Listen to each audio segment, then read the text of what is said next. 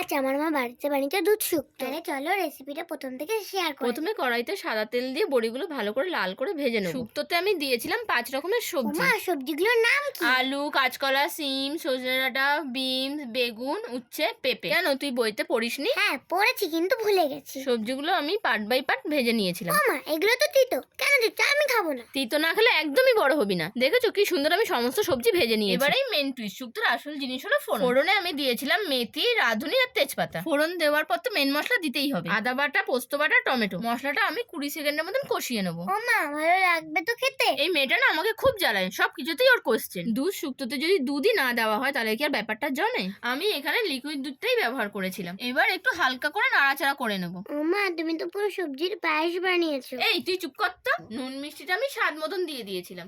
এবারে আর কি, সব সবজি দিয়ে একটু নাড়িচাড়ি নেওয়া। এরপর আমি পরিমাণ মতন জল দিয়ে ঢেকে দেবো। যেগুলো অনেকটাই সেদ্ধ হয়ে গেছে, এবার আমি দিয়ে দিলাম বড়ি। তার সাথে আমি বেগুনটাও কিন্তু লাস্টে দিয়েছিলাম। শুক্তো রান্না কমপ্লিট, আমি লাস্টে দিয়ে দিয়েছিলাম উপর দিয়ে ঘি। ও মা তাড়াতাড়ি ভাত বড়া, আমার তো দেখেই লোভ লাগছে।